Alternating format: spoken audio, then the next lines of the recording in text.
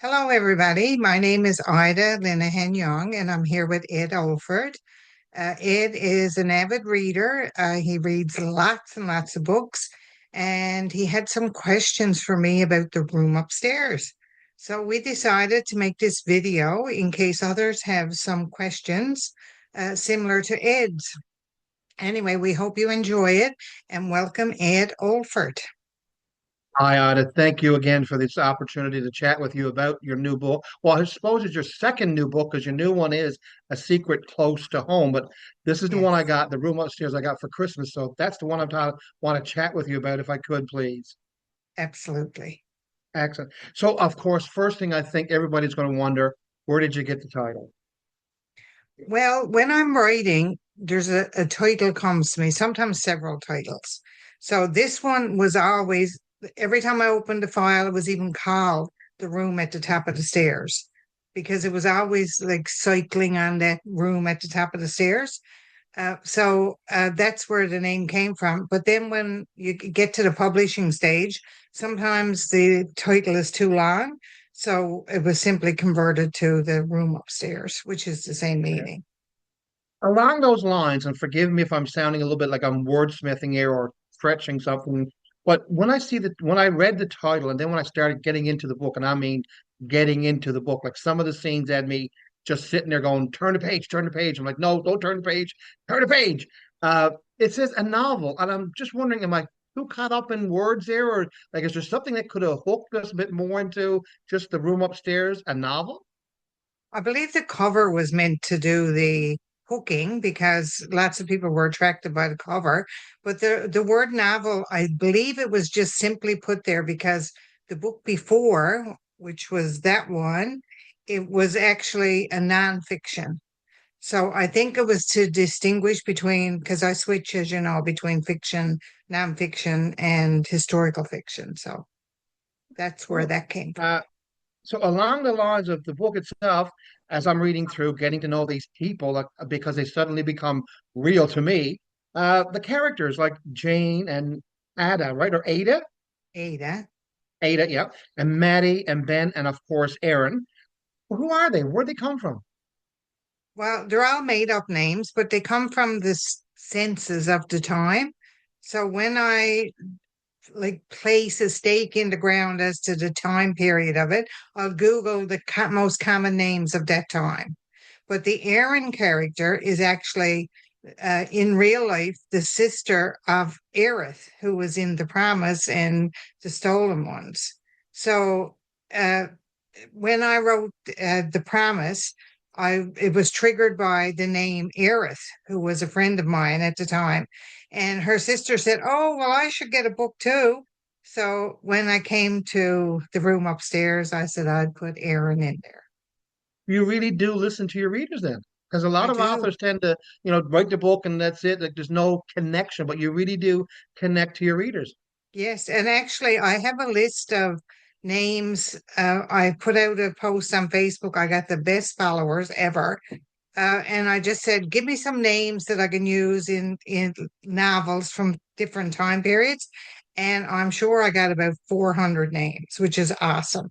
So I'll be able to use that as a reference. So you listen to your readers. Excellent. That is very important. Um, Reading through the book, and I mean, I like every book, there's going to be an ending. It's got to be an ending of some sort or another. How did you wrap it up so neatly? Because I was tempted to think, is there going to be the room upstairs number two? But then as I was reading through, I was like, no, she's got this wrapped up like a really neat package. How did you do that?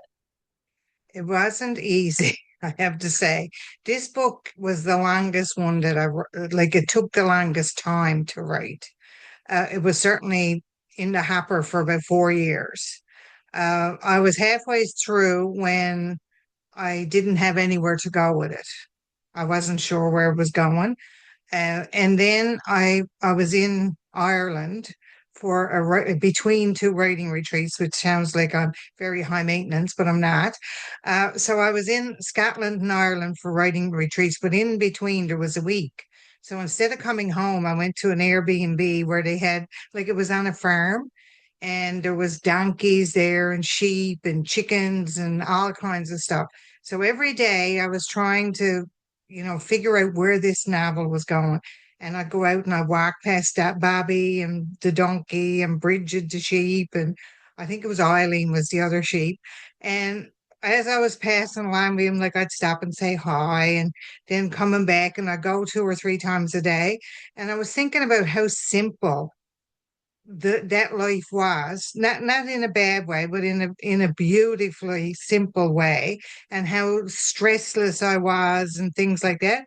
And then it just popped into my head, that's what I needed for the room upstairs. I was trying to make it too complicated. It just needed to be simple. So then when I got that mentality in my head, I just started writing, and I finished it actually that week. And I reread it on the way home on the plane and just did the last little, niggles with it. And when I got home, there was the last chapter wasn't there. And I said, you know what? I am going to just put in that last chapter and make it seem like it was a cycle. Because I got to ask you, because I know when I read The Promise, you know my reaction when I spoke to you about The Promise and the ending there. It turned really interesting, and we'll leave it at that for the reader's interpretation. We won't go any further than that. But when I read the room upstairs, I'm reading along, and she's got it wrapped up nice. And then I read the last line. I want to read this just to remind you, because I'm sitting there going, "What?" So it says, "That's three. Hang on to your hat, Maddie," Ada said. It's going to be another complex game.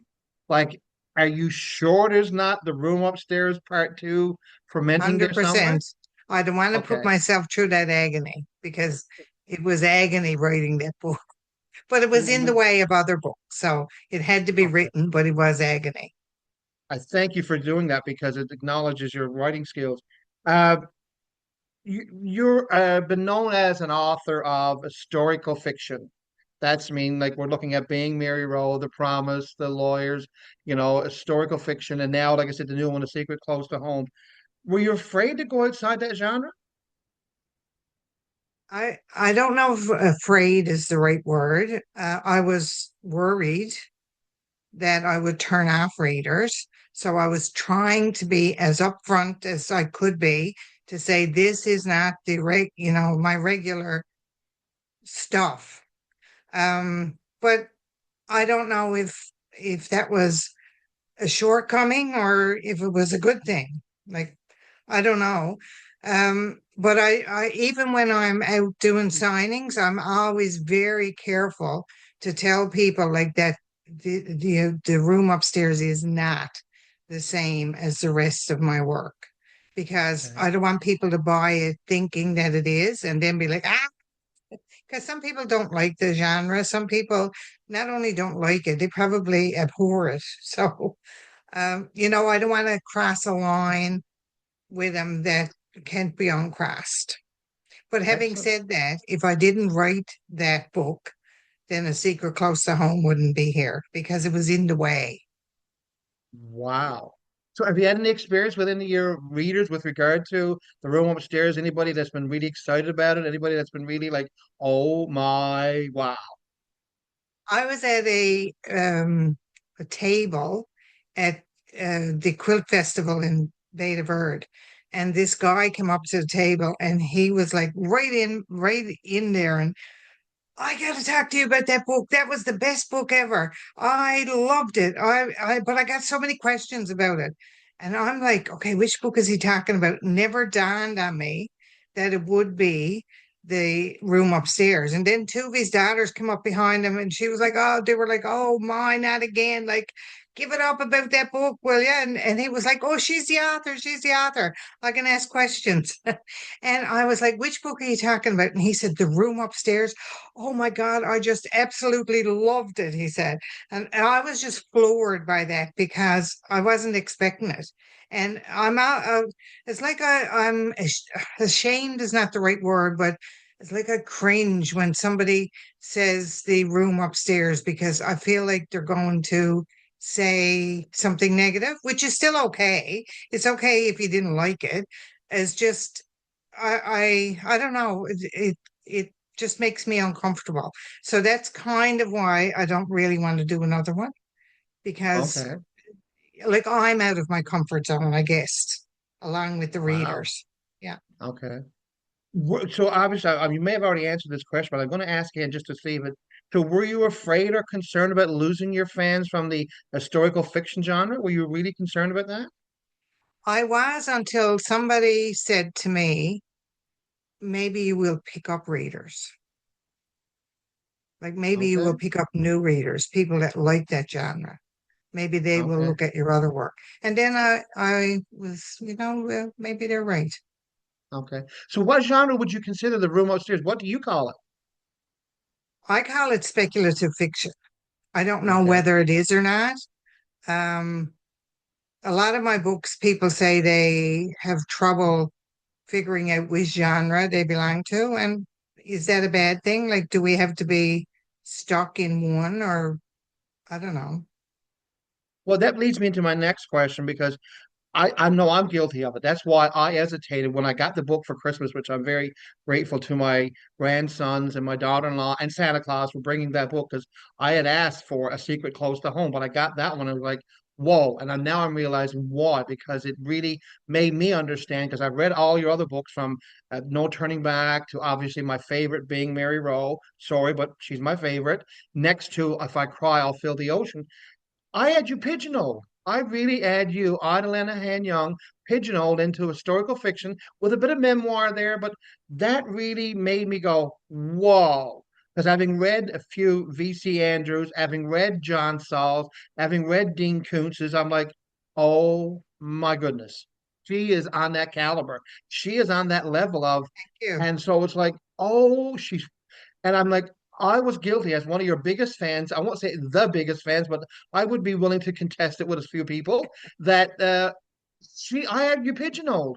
Do you think that's what's happened when you've got your own self pigeonholed, maybe? I think I did. I probably don't anymore, but I'm still like, I'm still hesitant when somebody says about the room upstairs, and I kind of leave it out. I like leave it out of my mind that it's there. It's like historical fiction, and then there's memoir.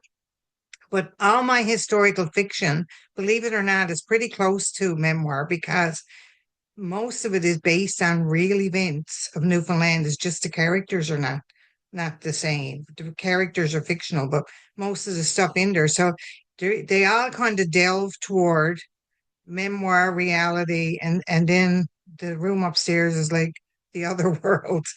Wow. Okay. With regard to your game, like you said, a lot of your historical fiction based in Newfoundland, and I don't know if you implied it. I don't know if I misinterpreted it again because I had you pigeonholed into historical fiction Newfoundland. That the room upstairs was, in my mind, supposed to be Newfoundland. But as I'm reading it, I mean, I've been to a few places, and i.e., New Brunswick, Nova Scotia, PEI, Maine. Uh, that book was really saying. I could be anywhere in Canada or the United States. I'm not just, no disrespect to Newfoundland, don't get me wrong, I'm not dissing Newfoundland, but as I'm reading it, I'm going, Safe Harbor, right? Is the community that was Safe Harbor? Or No, am I Hope getting Harbor, Hope Hope Harbor? Harbor. Okay. But I'm like, that could be up in Nova Scotia. That could be on the coast of PEI. I could be sitting down in Maine. I could be in New Brunswick. I could be sitting in any province or maybe any state and where there's water. And I'm like, how did she do that?